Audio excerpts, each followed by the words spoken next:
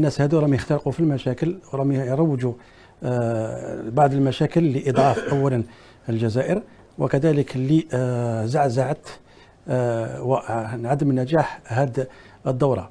نقول لك أنه أكيد أنه الضرب ربما ما هوش للشان، هو لتنظيم كأس إفريقيا، ويختلقوا ويخترعوا المشاكل اللي شفناها خاصة في مواقع التواصل الاجتماعي، وخاصة من جانب المخزن. أنا أتكلم على الشعب كشعب، لأنه الشعب كشعب خاصة اللي يحب الجزائر يبقوا على راسنا وعلى عيوننا، لكن نتكلم لك على المخزن. وهذا الإنسان هذا دائما يحاول ضرب استقرار البلد، ضرب استقرار المؤسسات، وضرب استقرار الشعب ككله. لأنه دورة مثل هذه نجي ما نجيش، نجيب طيارة خاصة ونهبط في قسنطينة ونهبط في الجزائر، يعني هو راه يدير شروط تعجيزية باش يكون. أنا نقول له غير ما تجيش، أنا نقول له غير ريح وراك. الجزائر هذه قلت لك دماء مسقية بدماء شهداء يدخلها إلا الناس الأنقياء. احنا نعرفوا هذا الرجل هذا شتم وسب حكم القطري في بلده، وما شفناش الفيفا تحركت، ما شفناش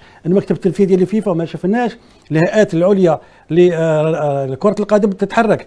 شفنا هذا الانسان كذلك في مباريات الفريق تاعو مع تي بي موزمبي، شفنا ما حدث. شفنا انه كان هناك امبلانت من هذا الفريق هذا ضد الفريق تاعو، كانت هناك محاولة رشوة، لكن كتموا كل هذه المشاكل هذه وسكتوها، ذاك اللي ما صرا والو. لكن تشوف هذا الانسان هذا دائما يحاول يضرب استقرار الجزائر. لازم نقول له الجزائر كبيرة عليك، تطلع تهبط، الجزائر كبيرة عليك مهما تحاول تخلق المشاكل.